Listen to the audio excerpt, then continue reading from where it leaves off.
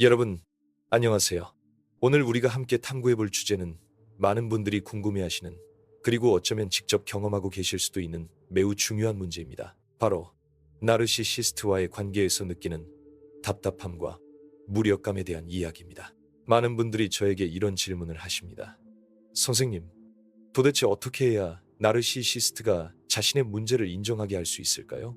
어떤 말을 해야 그들이 변할까요? 무엇을 해야 그들이 상처받는다는 걸 깨닫게 할 수 있을까요? 하지만 오늘 제가 여러분께 전해드릴 메시지는 이와는 전혀 다른 관점입니다. C.S. 루이스의 지혜를 통해 우리는 놀라운 진실을 발견하게 될 것입니다. 그것은 바로 아무것도 하지 않는 것, 이야말로 나르시시스트의 가장 깊숙한 곳, 그들의 거짓 자아를 흔드는 가장 강력한 방법이라는 것입니다. 이 순간 화면 앞에 계신 여러분께 진심으로 감사드립니다. 오늘도 소중한 시간을 내어 저희 채널을 찾아주셔서 정말 고맙습니다. 만약 이번 영상이 도움이 되신다면 구독 버튼을 눌러주시고 알림 설정까지 해주시면 앞으로도 여러분의 마음의 건강과 관계 개선에 도움이 되는 내용들을 지속적으로 전해드릴 수 있겠습니다. 여러분 한 분 한 분의 관심과 참여가 저에게는 정말 큰 힘이 됩니다. 자, 그럼 이제 본격적으로 첫 번째 핵심 주제로 들어가 보겠습니다. 나르시시스트에게 가장 견디기 어려운 것은 무엇일까요? 많은 분들이 생각하시는 것과는 달리 그것은 비난도, 분노도, 심지어 복수도 아닙니다. 나르시시스트에게 가장 치명적인 것은 바로 무관심입니다. 더 정확히 말하면 그들의 존재 자체에 대한 완전한 무반응입니다. 이해하기 위해서는 먼저 나르시시스트의 내면 구조를 들여다봐야 합니다. 겉으로 보기에는 자신감 넘치고 오만해 보이지만 그들의 내면 깊은 곳에는 거대한 공허함이 자리하고 있습니다. 이 공허함은 어린 시절부터 형성된 깊은 상처에서 비롯됩니다. 진정한 자아가 사랑받지 못했다고 느꼈을 때 그들은 생존을 위해 거짓 자아를 만들어냅니다. 이 거짓 자아는 마치 화려한 가면과 같습니다. 완벽하고 우월하며 특별한 존재라는 환상을 통해 내면의 공허함을 감추려 합니다. 하지만 이 가면은 끊임없는 외부의 인정과 관심을 통해서만 유지될 수 있습니다. 마치 산소 없이는 살 수 없는 것처럼 나르시시스트는 다른 사람들의 반응 없이는 자신의 정체성을 유지할 수 없습니다. 여기서 핵심을 이해하셔야 합니다. 나르시시스트에게는 긍정적인 관심과 부정적인 관심 사이에 본질적인 차이가 없습니다. 칭찬을 받든 비난을 받든 분노를 사든 심지어 미움을 받든 상관없습니다. 중요한 것은 상대방이 자신에게 반응하고 있다는 사실 그 자체입니다. 생각해보세요. 누군가가 여러분에게 화를 낸다는 것은 무엇을 의미합니까? 그것은 여러분이 그 사람의 감정을 움직일 만큼 중요한 존재라는 뜻입니다. 누군가가 여러분을 비난한다는 것은 무엇을 의미합니까? 그것은 여러분이 그 사람의 시간과 에너지를 쏟을 가치가 있는 존재라고 인정받는다는 뜻입니다. 나르시시스트는 이런 모든 반응을 자신의 중요성에 대한 확인으로 해석합니다. 내가 이렇게 강력한 영향력을 가지고 있구나. 내가 이렇게 중요한 존재구나. 라고 생각합니다. 심지어 부정적인 반응조차도 그들의 거짓 자아를 강화시키는 연료가 됩니다. 이것이 바로 많은 분들이 나르시시스트와의 관계에서 좌절감을 느끼는 이유입니다. 아무리 합리적으로 설명해도, 아무리 감정적으로 호소해도, 심지어 아무리 강하게 맞서 싸워도 상황이 나아지지 않습니다. 오히려 더 악화되는 경우가 많습니다.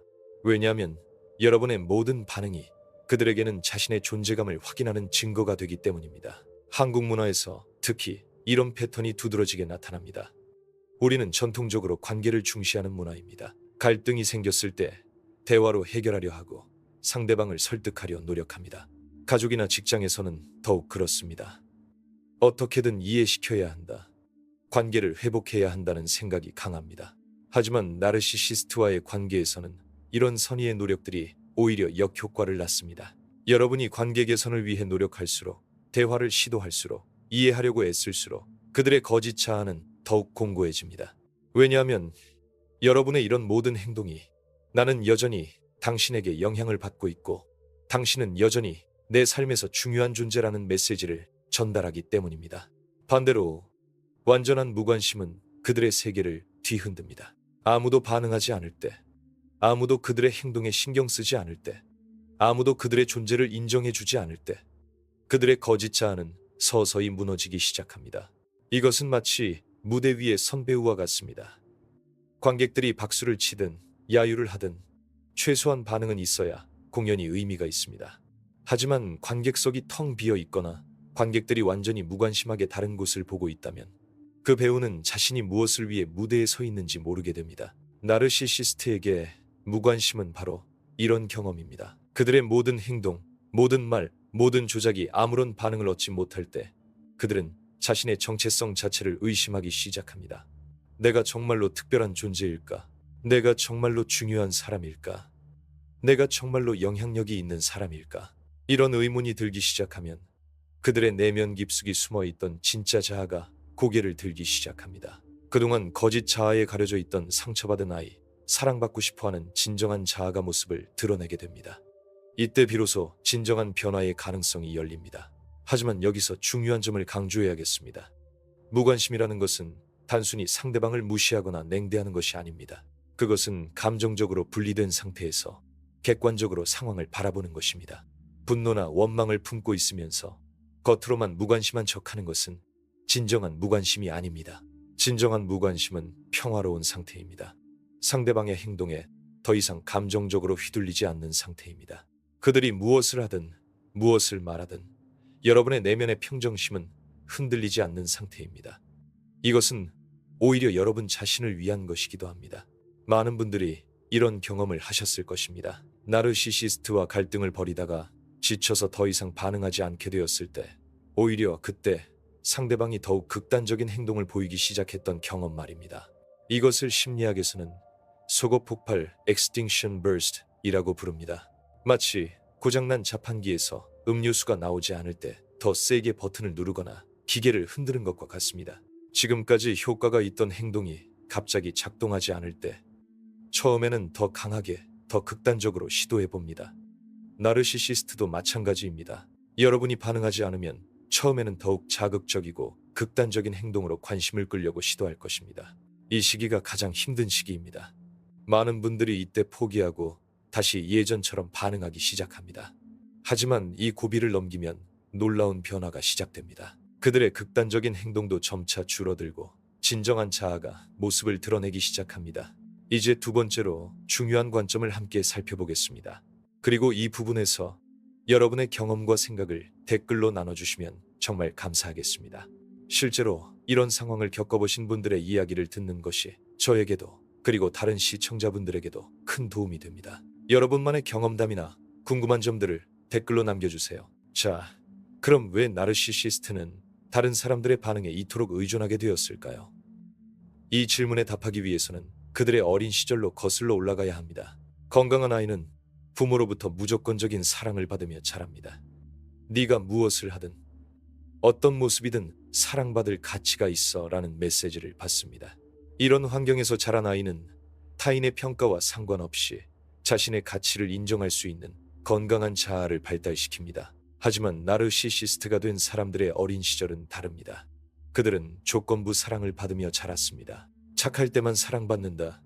성취할 때만 인정받는다. 완벽할 때만 가치가 있다는 메시지를 받았습니다.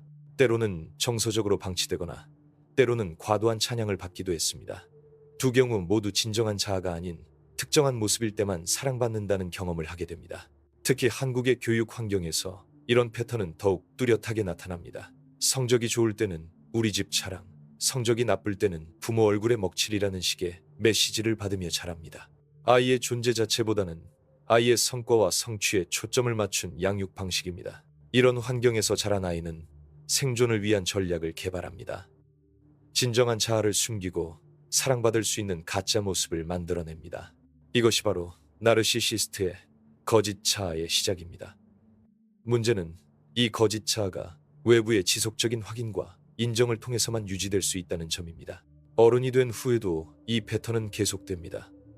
직장에서, 연인 관계에서, 가족 관계에서 끊임없이 자신이 특별하고 중요한 존재라는 확인을 받아야 합니다. 마치 구멍 뚫린 물통에 물을 채우는 것과 같습니다. 아무리 채워도 계속 새어나가기 때문에 끊임없이 더 많은 인정과 관심을 갈구하게 됩니다. 여기서 중요한 통찰이 있습니다. 나르시시스트는 실제로는 매우 취약한 존재라는 것입니다. 그들의 오만하고 자신만만한 모습은 내면의 깊은 불안과 공허함을 감추기 위한 방어막일 뿐입니다. 그들이 가장 두려워하는 것은 자신의 진짜 모습이 드러나는 것, 자신이 평범하고 결함이 있는 인간이라는 사실이 밝혀지는 것입니다. 이런 관점에서 보면 그들의 행동이 이해가 됩니다. 왜 그들이 끊임없이 자신을 과시하는지, 왜 다른 사람을 깎아내리려 하는지, 왜 비판을 견디지 못하는지 말입니다. 모든 것이 자신의 거짓 자아를 보호하고 유지하기 위한 필사적인 노력입니다. 그런데 여기서 역설적인 상황이 벌어집니다. 그들이 가장 원하는 것은 진정한 사랑과 인정입니다. 하지만 그들의 행동 방식은 오히려 사람들을 멀어지게 만듭니다. 진정한 관계는 서로의 약점과 결함을 인정하고 받아들이는 것에서 시작되는데, 나르시시스트는 절대 자신의 약점을 드러내려 하지 않습니다. 이것이 바로 나르시시스트와의 관계가 비상적이고 일방적인 이유입니다. 진정한 친밀감은 상호적인 취약성에서 나옵니다. 서로의 상처를 나누고 서로의 불완전함을 받아들일 때 깊은 유대감이 형성됩니다. 하지만 나르시시스트는 이런 진정성을 보이는 것을 극도로 두려워합니다. 한국 사회에서 이런 패턴은 더욱 복잡하게 나타납니다. 우리 문화는 체면과 외적 성공을 중시하는 문화입니다. 남들에게 어떻게 보일까가 항상 중요한 고려 사항입니다. 이런 문화적 배경에서 자란 나르시시스트는 사회적 지위, 경제적 성공, 외모 등을 통해 자신의 가치를 증명하려 합니다. 하지만 아무리 높은 지위에 올라도, 아무리 많은 돈을 벌어도, 아무리 외적으로 성공해도 내면의 공허함은 채워지지 않습니다. 오히려 성공할수록 더 큰 불안을 느끼기도 합니다. 언젠가는 내 진짜 모습이 드러날 것이다. 사람들이 나의 무능함을 알게 될 것이다. 라는 두려움 때문입니다. 이런 상황에서 그들에게 가장 충격적인 것은 누군가가 자신에게 완전히 무관심하다는 것을 깨닫는 순간입니다. 지금까지 모든 관계에서 자신이 중심이었다고 믿었는데 갑자기 자신이 상대방의 인생에서 아무런 의미가 없다는 것을 깨닫게 됩니다. 이때 일어나는 내면의 혼란은 상상을 초월합니다. 마치 연극 무대에서 모든 조명이 꺼지고 관객들이 모두 자리를 떠난 것 같은 감각입니다. 지금까지 자신을 정의해왔던 모든 기준들이 의미를 잃어버립니다. 처음에는 분노와 당황으로 반응합니다. 어떻게 감히 나를 무시할 수 있어? 라고 생각합니다. 더 극단적인 행동으로 관심을 끌려고 시도합니다. 하지만 이런 시도들이 계속 실패하면 점차 다른 감정들이 올라옵니다. 바로 그동안 억압해왔던 진정한 감정들입니다. 외로움, 슬픔, 두려움, 그리고 사랑받고 싶다는 간절한 욕구 말입니다. 이런 감정들은 그들에게는 매우 낯설고 무서운 것들입니다. 지금까지 이런 약한 감정들을 철저히 부정하고 살아왔기 때문입니다. 하지만 이 순간이야말로 진정한 변화의 기회입니다. 거짓 자아의 방어막이 무너지면서 진정한 자아가 모습을 드러낼 수 있는 순간입니다. 물론 이 과정은 그들에게 매우 고통스럽습니다. 지금까지 자신을 지켜왔던 모든 것이 무너지는 경험이기 때문입니다. 여기서 우리가 이해해야 할 것은 나르시시스트도 결국은 상처받은 인간이라는 점입니다. 그들의 오만하고 이기적인 행동 뒤에는 깊은 상처와 두려움이 숨어 있습니다. 무관심이 그들을 변화시킬 수 있는 이유는 그것이 그들을 처벌하기 때문이 아니라 그들의 진정한 자아와 마주하게 만들기 때문입니다. 하지만 동시에 우리는 현실적이어야 합니다. 모든 나르시시스트가 이런 과정을 통해 변화하는 것은 아닙니다. 일부는 더욱 극단적인 방향으로 나아가기도 하고 일부는 다른 공급원을 찾아 떠나기도 합니다. 중요한 것은 여러분이 이런 과정에서 자신을 잃지 않는 것입니다. 이제 실제로 무관심을 실천하는 것이 얼마나 어려운 일인지 함께 살펴보겠습니다. 많은 분들이 이론적으로는 이해하지만 실제 상황에서는 다시 감정에 휘둘리게 됩니다. 혹시 여러분도 그런 경험이 있으시다면 댓글로 공유해 주세요. 완벽하지 않아도 괜찮습니다. 우리 모두 같은 어려움을 겪고 있으니까요. 진정한 무관심 상태에 도달하기 위해서는 먼저 우리 자신 안에서 일어나는 감정적 반응을 이해해야 합니다. 나르시시스트와 오랜 시간 관계를 맺어온 사람들은 특별한 패턴을 보입니다. 마치 조건반사처럼 상대방의 특정 행동에 자동으로 반응하게 됩니다. 예를 들어 나르시시스트가 피해자 행세를 시작하면 자동으로 죄책감을 느끼게 됩니다. 그들이 화를 내면 본능적으로 달래려 합니다. 그들이 무시하는 듯한 태도를 보이면 더욱 관심을 끌려고 노력합니다. 이런 반응들은 의식적인 선택이 아니라 무의식적인 습관이 되어버렸습니다. 이런 현상을 심리학에서는 외상 결속이라고 부릅니다. 반복적인 감정적 충격과 회복의 사이클을 통해 형성되는 중독과 같은 상태입니다. 마치 도박에 중독된 사람이 잃을 것을 알면서도 계속 도박을 하는 것처럼 우리도 상처받을 것을 알면서도 계속 그들의 게임에 참여하게 됩니다. 이런 상태에서 갑자기 무관심해지려고 하면 몸과 마음이 강하게 저항합니다. 이상하다, 뭔가 잘못됐다는 느낌이 듭니다. 마치 중독자가 금단 증상을 겪는 것과 비슷합니다. 불안감, 죄책감, 외로움이 몰려옵니다. 특히 한국 사회에서는 이런 감정적 분리가 더욱 어렵습니다. 정의라는 문화적 가치 때문입니다. 아무리 힘든 관계라도 정이 있는데 어떻게 그럴 수 있느냐는 사회적 압력을 받습니다. 가족이라면 더욱 그렇습니다. 그래도 가족인데, 그래도 부모인데, 그래도 형제인데라는 말들이 우리를 묶어둡니다. 하지만 여기서 중요한 구분을 해야 합니다. 진정한 정과 독성적인 집착은 다릅니다. 진정한 정은 상대방의 성장과 행복을 위해 때로는 거리를 두는 것도 포함합니다. 반면 독성적인 집착은 자신의 불안감과 통제욕을 정당화하는 핑계일 뿐입니다.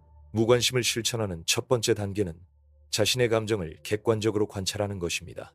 상대방이 특정 행동을 할 때 내 몸에서 어떤 변화가 일어나는지 느껴보세요. 가슴이 두근거리나요? 목에 뭔가 걸린 느낌이 드나요? 손에 힘이 들어가나요? 이런 신체적 반응들을 인식하는 것부터 시작입니다. 두 번째 단계는 이런 반응이 일어났을 때 즉시 대응하지 않는 것입니다. 우리의 본능은 즉각적인 반응을 요구하지만 잠시 멈춰서 생각할 시간을 갖는 것입니다. 지금 내가 느끼는 이 감정은 현재 상황에 대한 합리적인 반응일까? 아니면 과거의 패턴이 반복되는 것일까? 라고 자문해 보세요. 세 번째 단계는 새로운 선택을 하는 것입니다. 평소라면 즉시 해명하거나 달래거나 화를 냈을 상황에서 아무것도 하지 않는 것입니다. 이때 가장 강력한 도구는 침묵입니다. 말하지 않는 것, 반응하지 않는 것, 그냥 그 상황을 있는 그대로 놔두는 것입니다. 하지만 이 과정이 결코 쉽지 않습니다. 처음에는 마치 숨을 참는 것 같은 느낌이 들 것입니다. 뭔가 해야 하는데, 이대로 두면 안 되는데 라는 생각이 강하게 들 것입니다. 이런 불편함은 정상적인 반응입니다. 오랫동안 형성된 패턴을 바꾸는 것이니까요. 이때 도움이 되는 것은 이것도 지나갈 것이다 라는 마음가짐입니다. 지금 느끼는 불안감과 불편함은 영원하지 않습니다. 파도가 밀려왔다가 빠져나가는 것처럼 이런 감정들도 시간이 지나면 자연스럽게 가라앉습니다. 실제로 무관심을 실천하기 시작하면 상대방의 반응에서 뚜렷한 변화를 관찰할 수 있습니다. 처음에는 더욱 극단적인 행동을 보일 것입니다. 더 큰 소리를 내거나 더 심한 피해자 행세를 하거나 더 충격적인 말을 할 수도 있습니다. 이것은 예상할 수 있는 반응입니다. 마치 리모컨이 작동하지 않을 때 버튼을 더 세게 누르는 것과 같습니다. 지금까지 효과가 있던 방법이 갑자기 통하지 않으니 더 강하게 시도해보는 것입니다. 이 시기를 견디는 것이 가장 중요합니다. 여기서 한 가지 주의해야 할 점이 있습니다. 무관심이라는 것은 감정적으로 냉정해지는 것이지 인간으로서의 기본적인 예의를 버리는 것이 아닙니다. 여전히 필요한 소통은 해야 하고 사회적 관계에서 요구되는 최소한의 상호작용은 유지해야 합니다. 예를 들어 직장에서 나르시시스트와 일해야 한다면 업무적인 소통은 계속해야 합니다. 다만 그 소통을 감정적인 차원이 아닌 기능적인 차원에서 하는 것입니다. 이 일을 언제까지 완료해 주세요라고 말은 하지만 그들의 반응에 감정적으로 휘둘리지는 않는 것입니다. 가족 관계에서는 더욱 섬세한 접근이 필요합니다. 완전히 관계를 끊을 수는 없지만 감정적인 거리는 둘 수 있습니다. 명절이나 중요한 행사에는 참여하되 개인적인 고민이나 감정을 나누지는 않는 것입니다. 이런 접근법이 효과를 보이기까지는 시간이 걸립니다. 보통 몇 주에서 몇 달이 소요됩니다. 그 기간 동안 상대방은 다양한 방법으로 여러분의 관심을 끌려고 시도할 것입니다. 때로는 극도로 친절해지거나 때로는 격렬하게 화를 내거나 때로는 다른 사람들을 동원해서 여러분을 압박할 수도 있습니다. 이 모든 것이 여러분이 올바른 길을 가고 있다는 증거입니다. 만약 여러분의 변화된 태도가 아무런 영향을 미치지 않는다면 그것은 아직 진정한 무관심에 도달하지 못했다는 뜻일 수도 있습니다. 진정한 무관심 상태에 도달하면 놀라운 평화를 경험하게 됩니다. 상대방이 무엇을 하든 더 이상 여러분의 하루가 망가지지 않습니다. 그들의 기분에 따라 여러분의 기분이 좌우되지 않습니다. 마치 폭풍우 속에서도 흔들리지 않는 등대 같은 느낌입니다. 이때 비로소 여러분은 자신의 삶을 되찾기 시작합니다. 그동안 나르시시스트와의 관계에 쏟았던 엄청난 에너지를 이제 자신을 위해 사용할 수 있게 됩니다. 새로운 취미를 시작하거나 건강한 인간관계를 만들거나 자신의 꿈을 추구할 수 있는 여유가 생깁니다. 이제 마지막으로 가장 중요한 이야기를 나누고 싶습니다. 바로 여러분 자신에 대한 이야기입니다. 지금까지 우리는 나르시시스트를 이해하고 그들에게 효과적으로 대응하는 방법을 살펴봤습니다. 하지만 진정한 변화는 상대방이 아닌 여러분 자신에게서 시작됩니다. 왜냐하면 여러분이 유일하게 통제할 수 있는 것은 여러분 자신의 반응과 선택뿐이기 때문입니다. 많은 분들이 나르시시스트와의 관계에서 벗어나고 나서야 깨닫는 것이 있습니다. 바로 내가 왜 이런 관계를 계속 유지했을까? 라는 의문입니다. 단순히 상대방이 조작을 잘해서만은 아닙니다. 우리 안에도 이런 관계를 끌어들이고 유지하게 만드는 무언가가 있었기 때문입니다. 어떤 분들은 어린 시절부터 다른 사람을 기쁘게 해주는 것이 사랑받는 방법이라고 배웠습니다. 자신의 욕구보다는 타인의 욕구를 우선시하는 것이 선한 일이라고 여겼습니다. 이런 신념은 나르시시스트에게는 완벽한 먹잇감이 됩니다. 어떤 분들은 갈등을 극도로 두려워합니다. 평화로운 관계를 유지하기 위해서라면 자신이 희생하는 것쯤은 괜찮다고 생각합니다. 하지만 진정한 평화는 한 사람의 일방적인 희생 위에 세워지지 않습니다. 그것은 평화가 아니라 굴복입니다. 또 어떤 분들은 구원자 콤플렉스를 가지고 있습니다. 내가 이 사람을 구해줄 수 있어. 내가 충분히 사랑해주면 이 사람도 변할 거야 라고 믿습니다. 이런 믿음은 겉보기에는 고상해 보이지만 실제로는 교만의 한 형태입니다. 다른 사람을 변화시킬 수 있다고 믿는 것은 착각입니다. 이런 패턴들을 인식하는 것이 진정한 회복의 첫걸음입니다.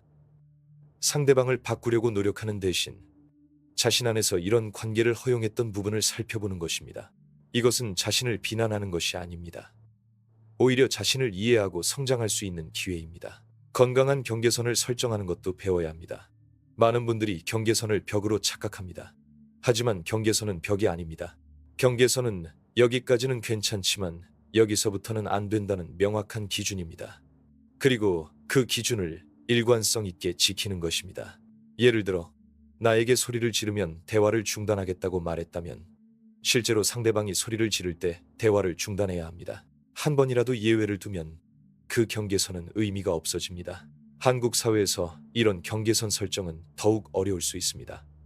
고집스럽다, 이기적이다, 냉정하다는 말을 들을 수도 있습니다. 하지만 건강한 경계선은 이기심이 아닙니다.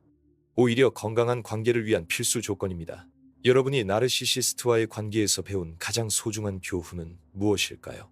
아마도 자신의 가치를 타인의 평가에 의존해서는 안 된다는 것일 겁니다. 여러분은 누군가의 관심이나 인정 없이도 충분히 가치 있는 존재입니다. 진정한 자존감은 외부에서 오는 것이 아닙니다. 내면에서 우러나오는 것입니다. 다른 사람이 여러분을 어떻게 대하든 여러분은 존중받을 가치가 있는 사람입니다. 이런 확신이 생기면 나르시시스트의 조작이나 게임에 더 이상 휘둘리지 않게 됩니다. 때로는 고독을 견디는 용기도 필요합니다. 독성적인 관계에서 벗어나면 처음에는 외로울 수 있습니다. 하지만 독성적인 관계 속의 가짜 친밀감보다는 혼자 있는 것이 더 건강합니다. 고독 속에서 자신과 진정으로 마주할 수 있고 자신이 정말 원하는 것이 무엇인지 발견할 수 있습니다. 그리고 서서히 새로운 관계를 만들어 가세요. 이번에는 더 지혜롭게, 더 신중하게 말입니다. 건강한 사람들은 여러분의 경계선을 존중합니다. 여러분의 아니오를 받아들입니다. 여러분이 완벽하지 않아도 있는 그대로 사랑해줍니다. 무엇보다 자신에게 인내심을 가지세요. 회복은 하루아침에 일어나지 않습니다. 때로는 다시 예전 패턴으로 돌아가고 싶은 유혹을 느낄 수도 있습니다. 그럴 때마다 자신을 비난하지 마세요. 그저 다시 올바른 길로 돌아오면 됩니다. 여러분의 여정을 응원하는 사람들이 있다는 것을 기억하세요. 지금 이 영상을 보고 계신 모든 분들이 서로의 든든한 동반자입니다. 우리는 모두 더 건강하고 행복한 관계를 위해 노력하고 있는 사람들입니다. 마지막으로 C.S. 루이스가 우리에게 전해준 지혜를 다시 한번 생각해 보세요. 진정한 변화는 외부의 어떤 자극이나 압박에서 오는 것이 아닙니다. 그것은 고요함 속에서, 무관심 속에서, 그리고 진실과 마주하는 용기 속에서 일어납니다. 나르시시스트의 거짓 자아를 무너뜨리는 것은 여러분의 책임이 아닙니다. 여러분의 책임은 자신의 진정한 자아를 찾고 그것을 소중히 여기며 건강한 관계 속에서 성장해 나가는 것입니다. 오늘 이 영상이 여러분의 삶에 작은 변화라도 가져다 줄 수 있기를 진심으로 바랍니다. 여러분 모두 행복하고 건강한 관계를 누리시기를 기원합니다. 다음에도 더 좋은 내용으로 찾아뵙겠습니다. 시청해주셔서 정말 감사합니다.